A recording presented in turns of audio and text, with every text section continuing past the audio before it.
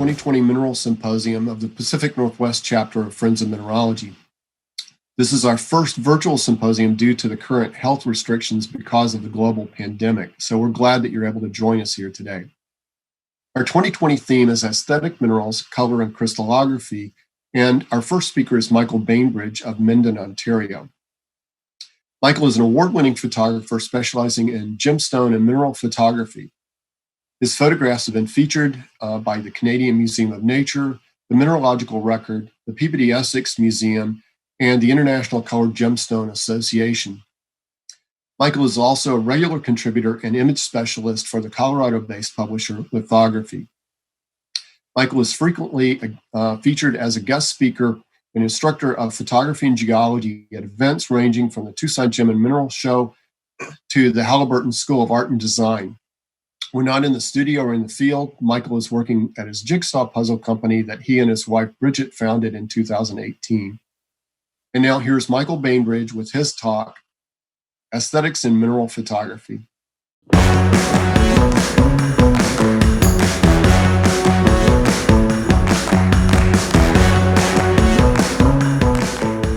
Hi everybody, I'm Michael Bainbridge and I'm coming to you today from the lovely Halliburton Highlands in Ontario, Canada. Of course, I'd rather be meeting with you all in person, but under the circumstances, I guess this will have to do for now. So first off, I'd like to thank the organizers of today's event for braving the largely uncharted waters of online symposia and bringing us all together virtually. And in particular, I'd like to thank Julian Gray for inviting me to speak to you today and all of you for tuning in. So without further ado, here we go. To start off our exploration of aesthetic minerals, I thought I'd begin with an American classic. The Lovers, from the famous Blue Cap Pocket at the Tourmaline Queen Mine in California, found by legendary collector Ed Swoboda, father of our technical master of ceremonies today, Brian Swoboda. In these difficult times, I also figured it was a good idea to start with something that we can all agree on, that is one good-looking mineral specimen. And not a bad photo of it, if I do say so myself.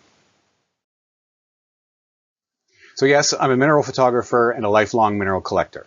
This is one of my trophies, which is one of the most aesthetic specimens of tremolite I think you're ever likely to see, at least in my not-so-humble opinion.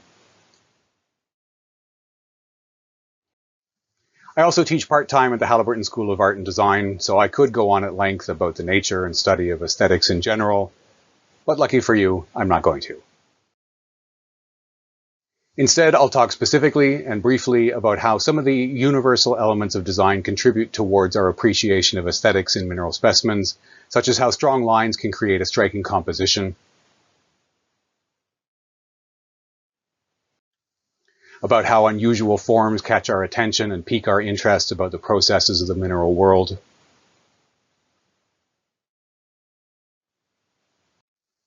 how repeating patterns can give a sense of rhythm, movement, and depth to a subject,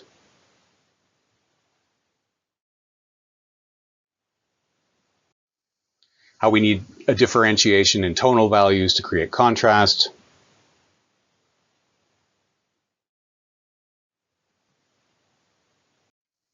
and then, of course, there's color.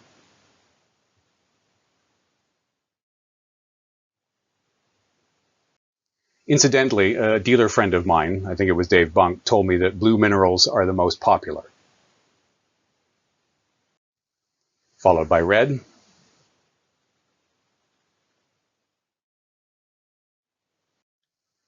and then purple. As somewhat of an aside, I've always wondered why we don't see more of this type of stuff coming from BC when it seems like there's so much found across the border in Washington state.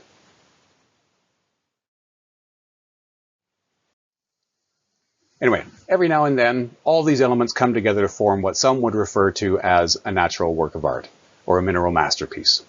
Sorry if I'm repeating myself with yet another California tourmaline, but let's face it. Tourmaline is pretty much the king of aesthetic minerals.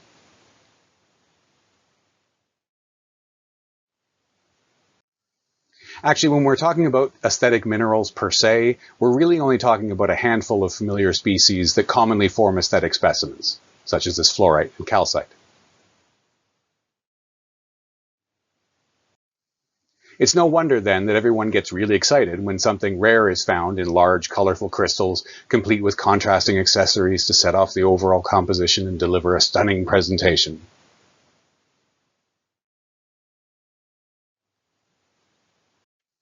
According to Bill Larson, though, it wasn't until the 70s when the definitive Legrandite find was made at the Awela mine that high-end buyers of aesthetic minerals really started to pay any attention to rare minerals at all, because it proved that some species could in fact be both rare and attractive.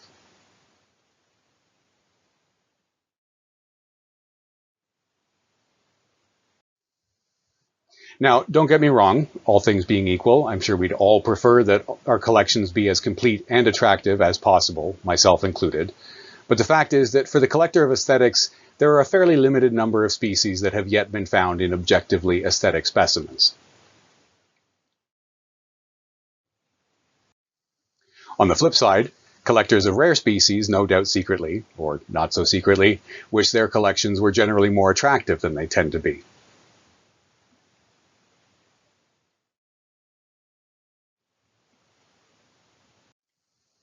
And then field and locality collectors are further challenged by the nature of the occurrences they specialize in. That is one very attractive locality piece, mind you.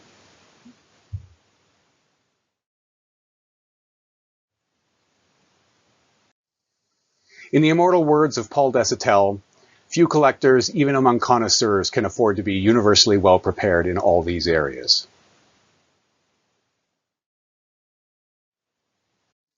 I feel very privileged then that I, as a mineral photographer, am granted such access to the kinds of specimens that I myself cannot afford, at least not yet.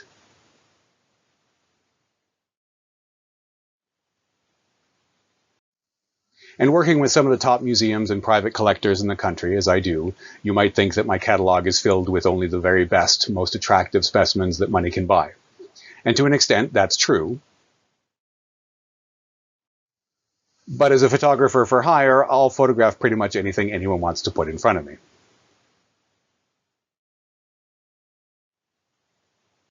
Except I generally don't shoot things that move, and I don't do weddings. Well, except that one. Different clients will hire me to photograph different things for different reasons at different times, and documenting their most attractive specimens isn't always the main priority, and I don't always get a say in the matter anyway. Besides, left to my own devices, I would be inclined to choose things according to my own interests or preferences and wouldn't necessarily choose the most aesthetic specimens to photograph half the time anyway. This is, mind you, probably as nice a gratinite as you're likely to see, and it happens to be one of the co-types for the species, which makes it all the more important and all the more interesting, which is why I chose to photograph it for the pinch book. Really, at the end of the day, my job is to make whatever graces my table look as good as possible. Keeping in mind that the photographs I take are usually intended for publication, so the photograph itself has to be appealing to the viewer, regardless of what the specimen looks like. Of course, it helps when the specimen is also independently aesthetic.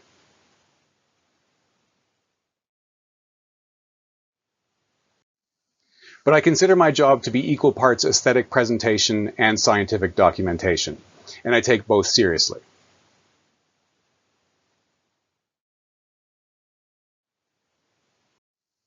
Now, that's not to say I don't appreciate aesthetic minerals for their own sake, even the most common ones. Of course I do. It's just that I don't find aesthetics per se to necessarily be the most useful qualification in determining or describing a given specimen's visual appeal.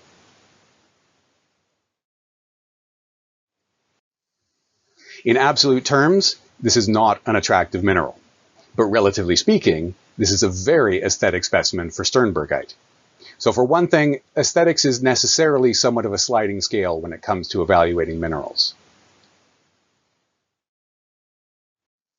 And as they say, beauty is in the eye of the beholder, or in this case, beauty is in the angle of the light relative to the beholder, revealing the quality of labradorescence.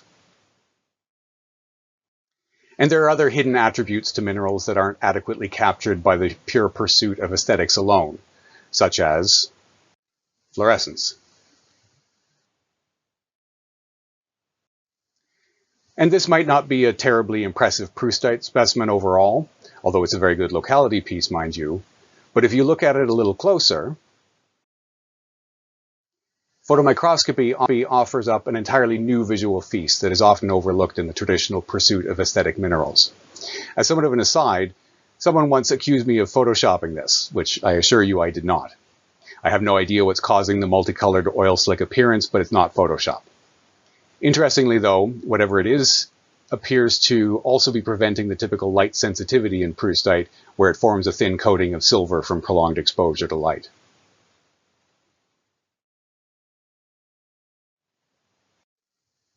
Don't get me wrong, Photoshop is an essential part of any digital photography workflow. It's just that I would never use it to alter or improve the appearance of a specimen. I would never use Photoshop to remove the unfortunate chip in the middle of this otherwise outstanding Geoffrey Grossular, for example. Well, except for this one time where I did.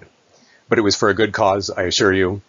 You see, this is actually what the specimen used to look like, until one day when it was dropped by a museum employee who shall remain nameless. Obviously, he felt terrible, but everybody eventually got over it and mostly forgot about it. For his retirement many years later, though, I gave him a large print of this fully restored version just for him. No one else will ever see this version of it except in the context of such a discussion of the ethics of Photoshop. One more time, here's the before and after. As I always tell my Photoshop students, with great power comes great responsibility. Use your powers only for good. Color correction is another important use of Photoshop. Now again, I would never use Photoshop to purposefully alter or enhance the color of a specimen, but it's not unusual that one might have to tweak things a little in post in order for it to appear accurate, because each camera will have its own internal bias and capture colors slightly differently. And this is not unique to the digital age, by the way. Using Photoshop in this way is no different than when in the days of film, you might use one type of film to get the right color for emerald, and another for ruby. I also used Photoshop here to remove the little blob of putty that was holding up the gold finding, by the way. Another note on color. I once gave a print of this specimen to a collector at a party where Jeff Scoville was also in attendance. He sauntered over to see what I was up to and asked, "Okay, how'd you get the color right, Obi-Wan?" Pentax, I said, because I choose to shoot Pentax, in part because it happens to be really good at capturing greens. But that's actually only part of the answer.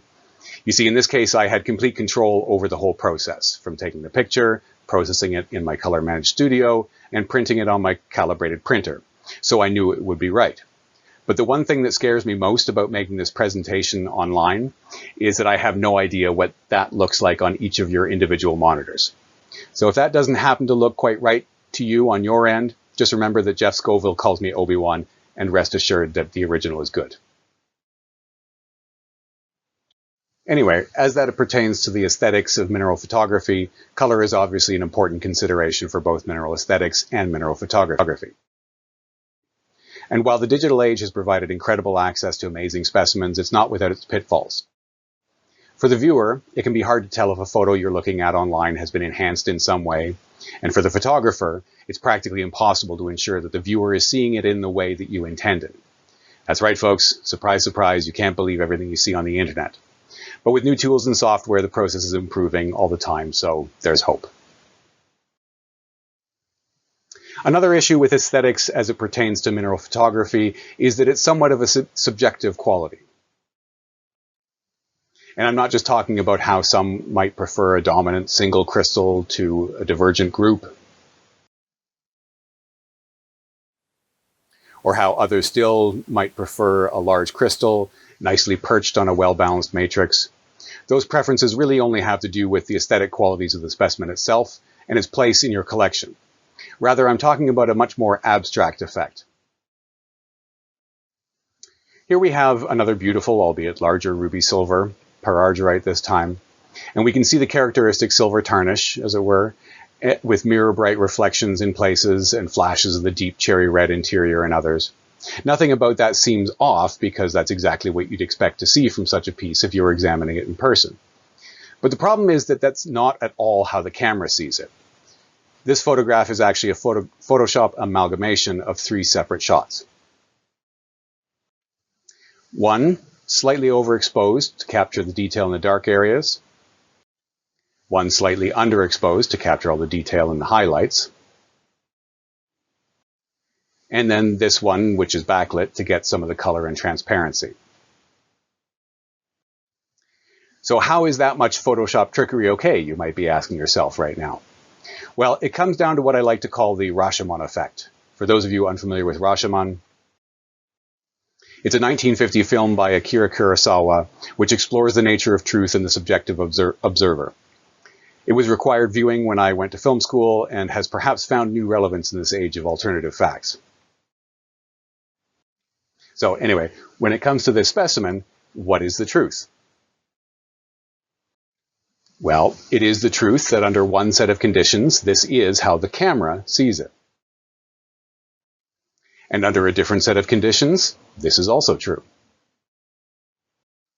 And so too is this. None of them independently accurately reflects how one would actually perceive it in real life, however. You see, if you had it in your hand, you would be turning it around and watching how the light plays off the various faces, some reflecting, some not. You'd see the flashes of red as you roll it around in your fingers and hold it up to the light to see the full effect. The net result is that you would be building up a three-dimensional composite of the specimen in your mind that doesn't necessarily accurately reflect its precise appearance at any one point in time. Given the limitations of the camera's perception, no single image, therefore, could ever live up to one's impression of a specimen such as this. So what's the truth? All of it and none of it, depending on how you want to look at it. But either way, I firmly stand by the fact that this Photoshop composite is actually a faithful representation of my honest impression of the specimen. And I think that if you held it in your hand, you'd agree. This is an extreme example, mind you. I generally don't like to rely so heavily on Photoshop. And the fact is, 90% of the time, I'm able to capture all of the relevant features of a good specimen in just a single shot. And that's always my goal. Since this Proustite isn't as heavily affected by its photosensitivity, I wasn't having to fight to balance the reflections with the color and transparency. And since hematite is essentially opaque, I was able to just focus on capturing the iridescence in this case.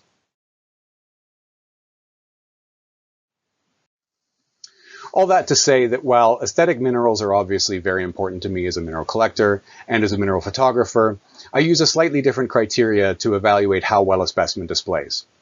Instead, I prefer to think of a specimen's visual appeal in terms of how photogenic it is. Obviously, I, as a photographer, am going to say that I like photogenic specimens. And of course, there's a lot of overlap between what I would consider a photogenic specimen and an aesthetic one. So what exactly is the difference, you might ask? I was chatting with a friend about this very topic the other day, and he brought up the Gemi Diaspore twin that's on the July-August MinRec cover. Now, being a loose crystal of only 1.3 centimeters high, for his collection, he was saying that he would prefer it be standing at attention at the center of a palm-sized bit of matrix, but we both agreed that the freestanding V makes for a way more dramatic cover shot. Now, sadly, that wasn't my photo, so I can't show you that, but hats off to Laszlo for the stunning photograph. Instead, I'll make the same argument for this V-twin cerussite, that while a matrix specimen might be independently more aesthetic, I consider this one far more photogenic.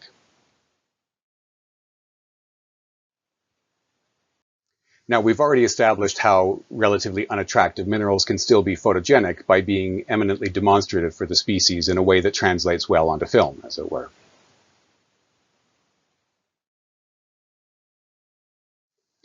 But it might surprise you to learn that not all aesthetic specimens are also photogenic. This one, of course, is both attractive and photogenic. But what it really has going for it in the context of this discussion is one obvious display face.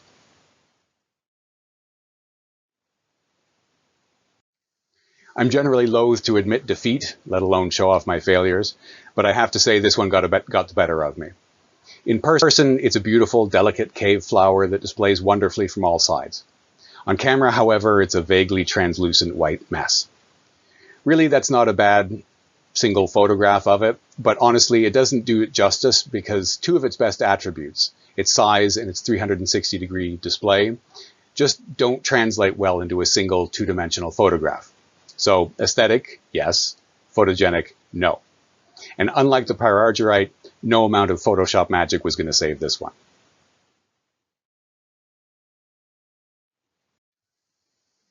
Another thing that tends to contribute to a specimen's overall photogenic quality is its size. Due to the overall size of this piece, the lack of damage, the depth of color and size of the crystals, and its nicely contrasting albite matrix, this is a truly significant and beautiful specimen. Unfortunately, though, larger specimens rarely have quite the right balance of crystal size to matrix that make it fully appreciable in a photo. This one is close, but even just for its size alone, it's hard for it to really come across in a photograph, which is likely to end up being reduced for publication, and its impact will therefore be diminished. This one, on the other hand, because it's smaller, ends up getting magnified on the page, and the relative size of its crystals seem to really make it shine, even though the color isn't perhaps quite as good. It's still a great specimen, mind you, but it's nowhere near as significant a specimen as the last one.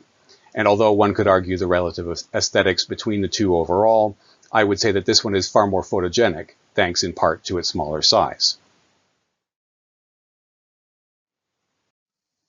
And then here we have a relatively insignificant little thumbnail, but because of its small size, we're able to really get up close and personal, so its visual impact is greatly outsized, just like the diaspore.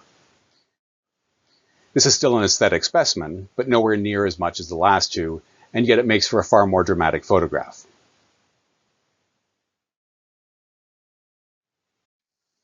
My friend George likes to ask me to bring my specimen enlarger over when he wants me to do some photography for him. Thumbnails often do make for the most impressive photographs.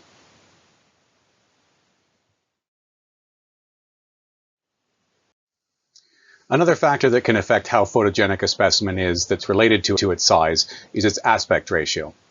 There's a sort of comfortable frame size that we find appealing for photographs, whether that's the natural frame of the camera sensor or common placement sizes in magazines or calendars.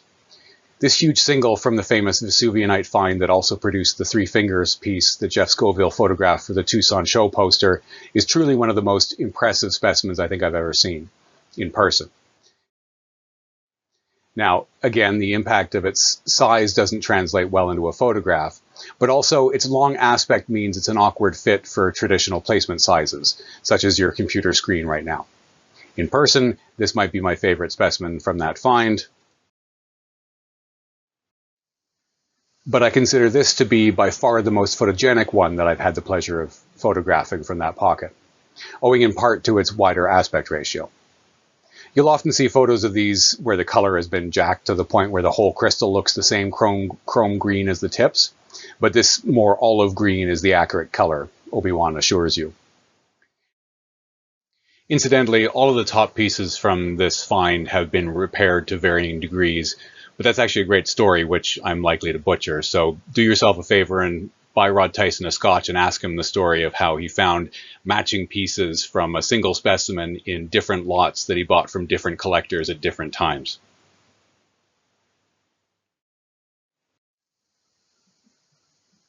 One more point about size that should be addressed is specimen preparation. A skilled preparator will not only be able to safely bring out the best qualities of a given mineral specimen, but also do so in a way that results in an almost sculptural presentation. Even just the right amount of judicious trimming of excess matrix can turn a doorstop into a compelling specimen.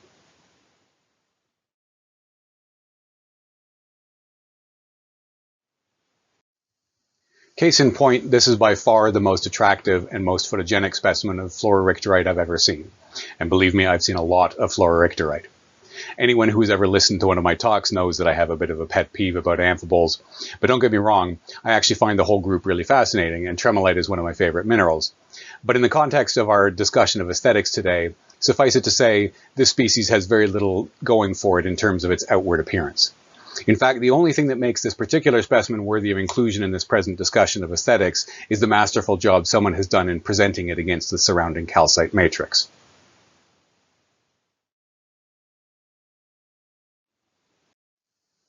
Ideally, I believe that the very best, most aesthetic, and most photogenic specimens are those that are well presented by nature, rather than having been heavily processed by even the most skilled preparator.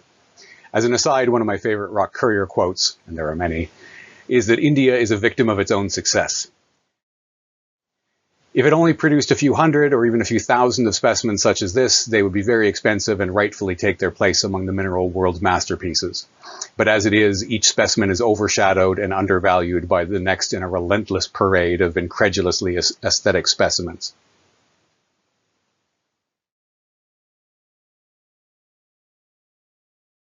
Independent of a specimen's inherent aesthetic qualities, finding the right angle on a specimen, or arrangement in this case, is another important factor in the aesthetics of mineral photography. Before we move off of size entirely, I'll just tell you that my eye for photogenic specimens isn't just limited to when I'm looking through the camera. It also influences my collecting habits. I don't care so much for aesthetics per se, because of how many minerals are just not attractive, but I do try to find the most photogenic examples I can for my collection. And while I don't limit myself to a particular size, I do find that smaller specimens often offer the best balance between good in-person display and looking good in camera. So I sometimes joke that I collect photogenic miniatures. That's relevant here because one day at the Bancroft Jamboree, I spotted this cute little umbrella tree of dolomite, and I thought it might take a neat picture. So I was working with it on my photo table, and a friend was standing to my left and said, "Oh my God, it looks like Albert Einstein." So I leaned a little bit to the left to see what she was seeing, and sure enough, and now I call him Albert. Although this isn't one of my more significant specimens or even one of my more aesthetic, it's my favorite demonstration of the importance of posing in specimen photography. Incidentally, Alfredo Petrov once overheard me talking about my photogenic miniatures collection and accused me of being a superficial collector. Well, my response to him was this: a nearly 1 centimeter self-collected steel woolite CE from the Desmont mine near where I live in Haliburton County. It ain't pretty, but it's not insignificant, and it still fits comfortably within my suite of photogenic miniatures. Take that, Alfredo. For what it's worth, this would also make a killer addition to my photogenic miniatures collection. Now, like I said before, the most photogenic specimens present a clear choice for posing. But when it's not clear, differences of opinion can arise. Here's another specimen from that tremolite find I showed you earlier. I photographed it this way because it shows the termination well, and I like the contrasting talc at the bottom. But I showed the specimen to a couple of dealer friends of mine and they thought it was crazy because you can see a bit more of the main crystal's length and a little less talc on the other side. I'd show you the other side so you could judge for yourself, but Obi-Wan says you don't need to see the other side. Move along.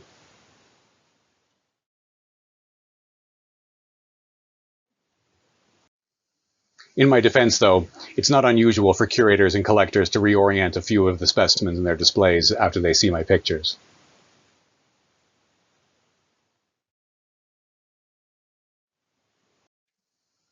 Now, when it comes to my publisher, however, when she says I need this to fit a horizontal placement, I turn to Photoshop and ask, how wide?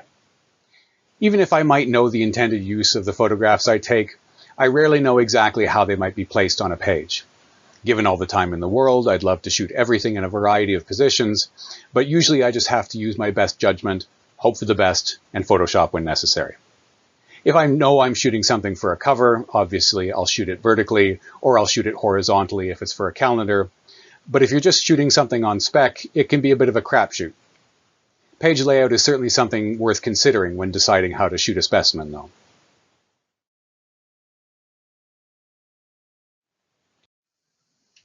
Occasionally there are other considerations when it comes to posing as well. In this case, I photographed the specimen in this orientation because I felt it best showed off the ilmenite rose, but later realized that the specimen had been repaired in a way that was pretty obvious in this view. You can see it right there.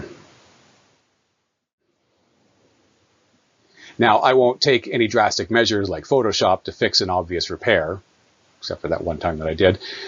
But if there's any way to minimize its appearance by simply repositioning the specimen, then why not?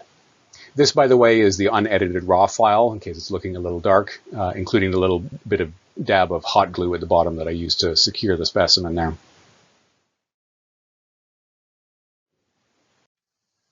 The reverse side of the specimen didn't show the repair at all, so I simply reshot it in the reverse orientation. I would still disclose the repair if I was submitting the photo for publication, mind you, but it doesn't necessarily do anyone any good to highlight it by photographing it in such a way that makes it more obvious.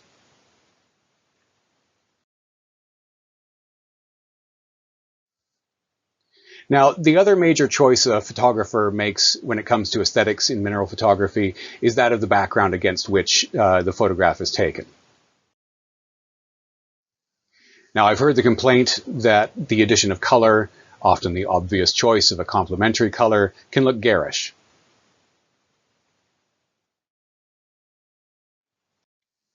And in combination with other colors on a page can lead to a somewhat cartoonish appearance.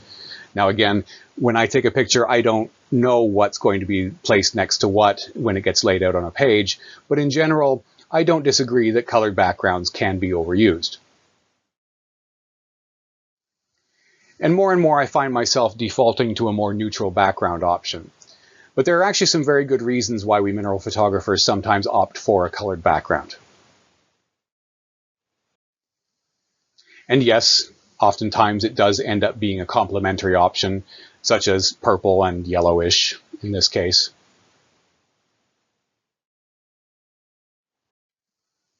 This, by the way, is how I create the colored backgrounds. The camera would be here and shooting through the glass on the tabletop with the specimen here. And behind it, there's this piece of ground glass onto which I project a background light with a colored filter. Here you can see it from the camera's perspective. Changing the color is just as easy as changing the color gel. And to shoot on black, I simply turn off the background light altogether. Shooting on black is rarely the best option though. Again, keeping in mind that what I do is usually intended for print publication, and too much ink on a page tends to make the publishers and printers nervous. So unless a client specifically requests otherwise, the preference usually is to have something in the background other than black. There's always the neutral gradient option, and I'd say it's fine in this case, but anything with a very subtle color like this tends to get a bit washed out and lose contrast against a gray or a white background. In a case like this, the complementary background actually helps to bring out the yellow color of the specimen without enhancing it unnaturally. And it makes for a better overall aesthetic for the photo.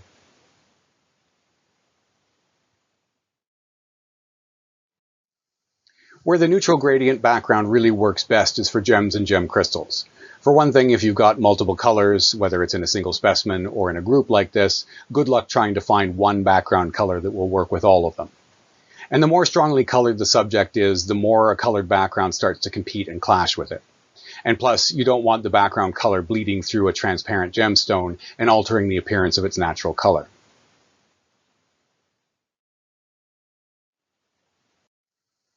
An exception to the bleed-through rule is when the subject is entirely colorless and transparent. In a case like this, I actually like to use a colored background to help show just how water clear it is.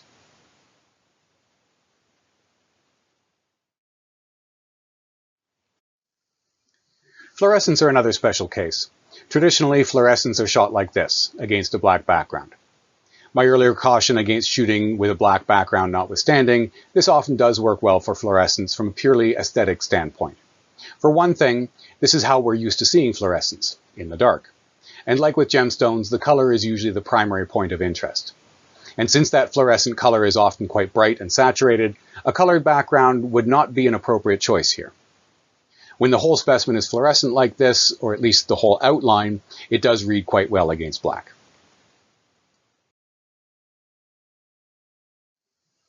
When only part of the specimen is fluorescent, however, I don't like that we lose some of it into complete darkness.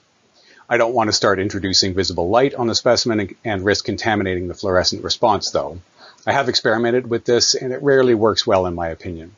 But I'd still like to see the full context of the specimen, so what I like to do is to use the natural halo effect behind the specimen to provide a silhouette. This way I get the full effect of the fluorescent response without losing an appreciation for the whole specimen. And I get to lift the background a little so it's not using too much ink in print. Here's the specimen in visible light, by the way.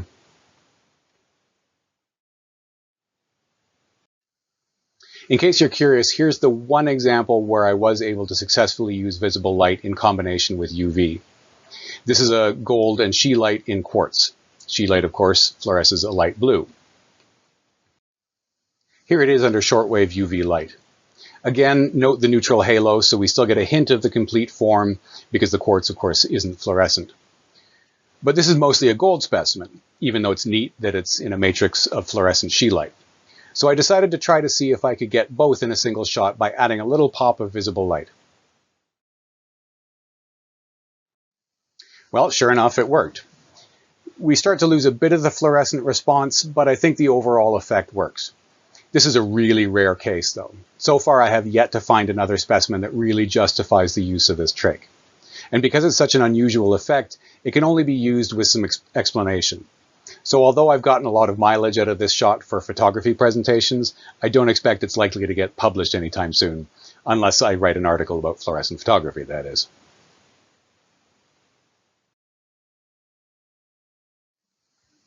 Incidentally, the only people who have ever voiced any concern over this background trick is hardcore fluorescent collectors, who said that they thought it looks unnatural, that there would never be any such ambient light under proper fluorescent viewing conditions.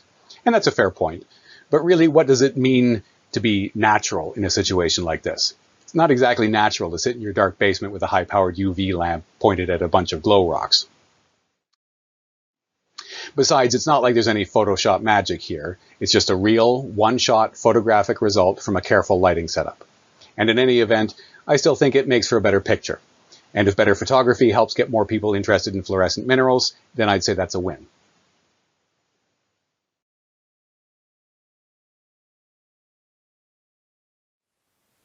So that's the end of my in-depth exploration of the aesthetics of mineral photography.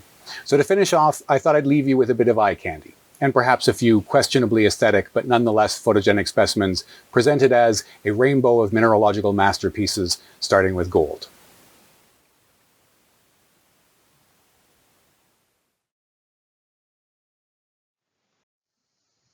This is called the beer silver, by the way, because George Thompson was sitting having beers with a friend one day and showed him this wire silver. His friend said, "Hold my beer," and gave the 3 tines at the top a little tweak to separate them just a bit, thereby greatly improving the specimen's overall aesthetic. Now, I'm not sure I should identify the nefarious individual who would be responsible for such a travesty of aesthetic enhancement, but if you buy George a beer sometime, he'll probably tell you the whole story.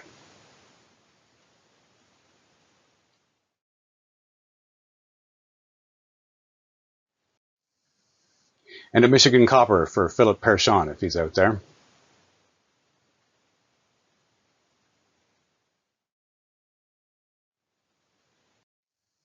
For black, we've got this lovely sphere of hematite from England.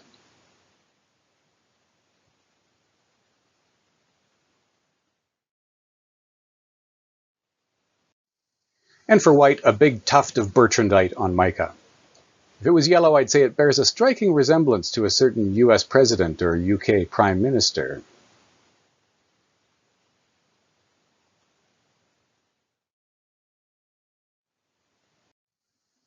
Red pretty much speaks for itself, but I like to think of that this one looks rather like a Pegasus.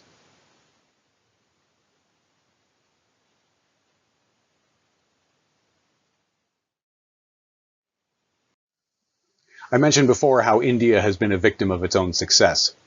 Well, before the Deccan Traps started producing, Nova Scotia was the world's premier zeolite locality. But it has the opposite problem to India. It is practically impossible to find any quantity of such impressive specimens as this. What Nova Scotia lacks in quantity, however, it makes up for in orange.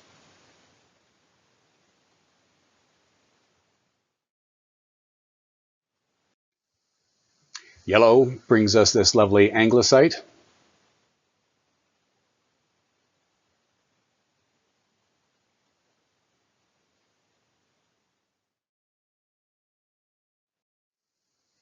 For green, we've got olivenite, so named for its typical olive green color, even though this one is uncharacteristically dark and uncharacteristically huge.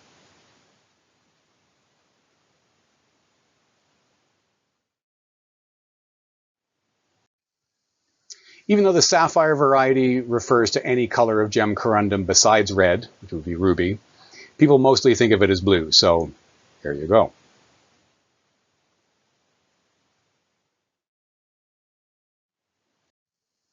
And rounding out our mineralogical rainbow is my favorite mica specimen of all time, a gemmy purple lepidolite.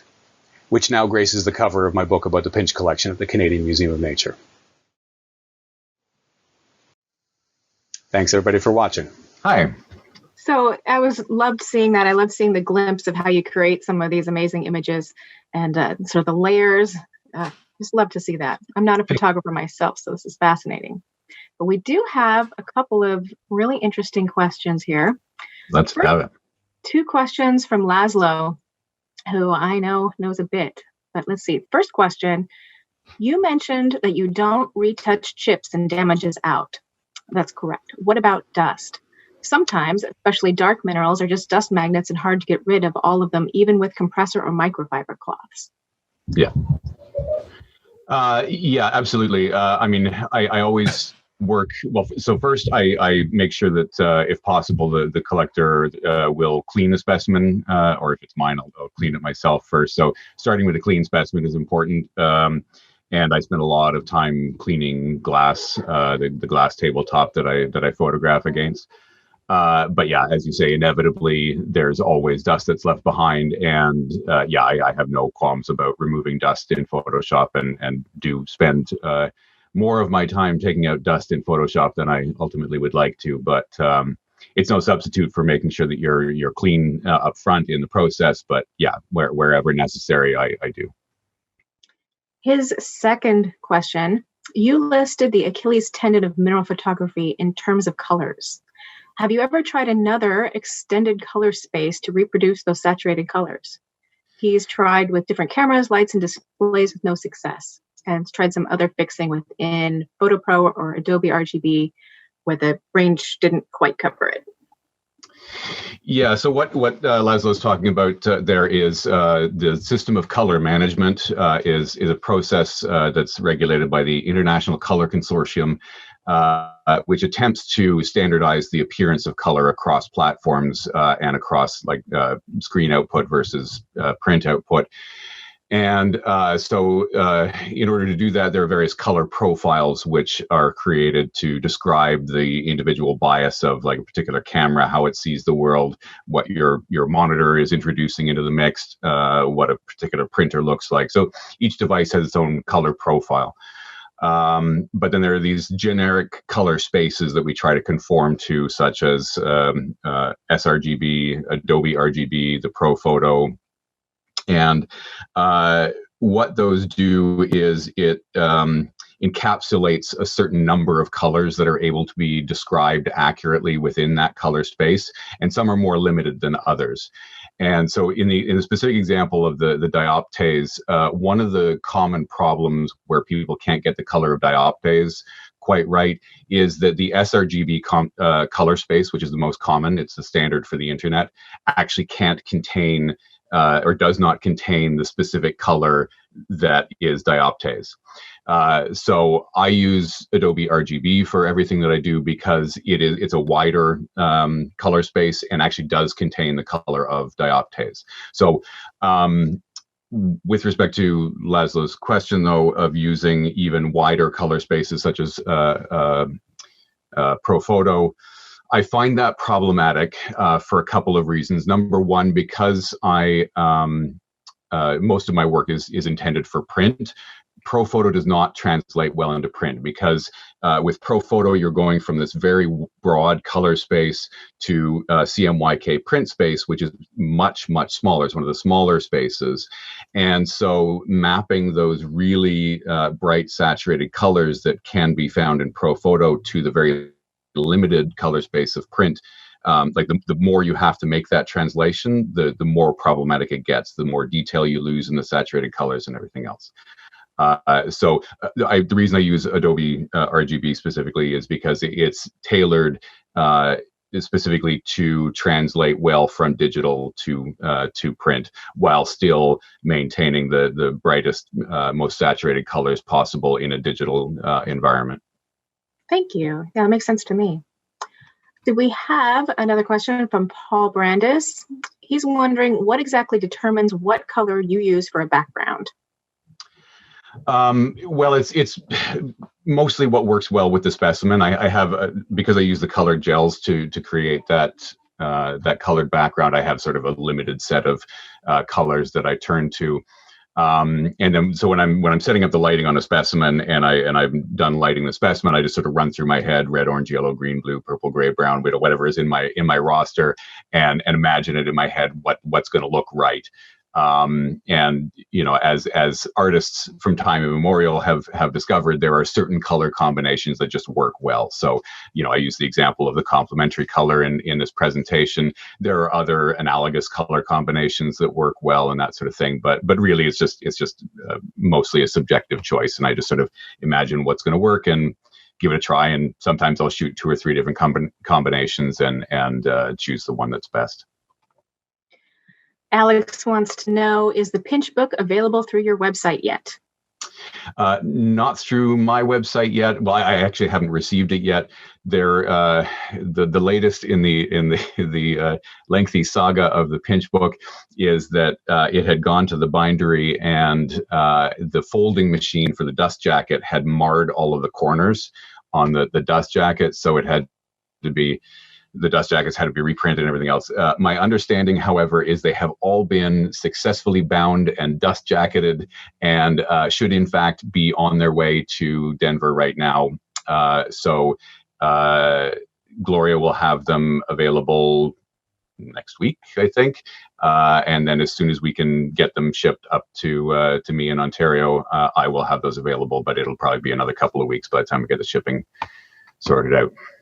That'll be exciting. Looks like we have one more from Greg Jacobs. A stacking focus makes all the parts of the photo accessible. How many images do you stack on average? 1. Yeah. So there's 2 parts to my answer on that. First off, I generally have limited time when I'm working with a specimen, and because if somebody's paying me to take photos of their stuff, they're not paying me to sit around for 2 hours on a single specimen to take 100 different shots of it. So I have to do that part quickly, but without compromise, still ultimately for the end result. I'll come back to that. That's part 2. But then also when I get home and have 10, 20, 100 photographs of something, nobody's paying me to do all of the Photoshop work on that end, but I still have to do so to deliver the end result. So the less time I can spend in Photoshop, or I use Zareen Stacker for stacking actually, but the less time I can spend on the computer, the better. But that said, I do use stacking when I feel it's necessary. I do a lot of photomicroscopy. So, oftentimes for photomicroscopy, I'll be doing 200-300 images in a stack. But for my general regular macro photography for larger specimens, if it's a thumbnail, I sometimes have to stack 2 or 3 shots. But for anything above a miniature, I just capture it all in a single shot. So I leverage the depth of field for that. So I work usually at around f16 for a deeper depth of field. So I get more of the specimen in focus in a single shot. But all that said, I actually don't mind when a part of the specimen starts to fall out of focus. There's a concept in art just of focal point. And so for one thing, a shallower depth of field can actually help to direct the viewer's attention to a particular part of the specimen that is of particular interest. So if a bit of the matrix at the back starts to fall out of focus, I don't particularly care. And in some cases, it can actually help to, like I said, focus the viewer's attention. So generally speaking, for most of my photography of larger specimens, everything is done in just a single shot. That makes sense to me. Time versus aesthetics. Yeah. Well, like I said, very rarely do I find that there's a compromise to be made there anyway. Yeah. Well, thank you. It looks like we're bumping up against time. So my pleasure. Thank you. This was great having you. And I'll bring it back to Julian.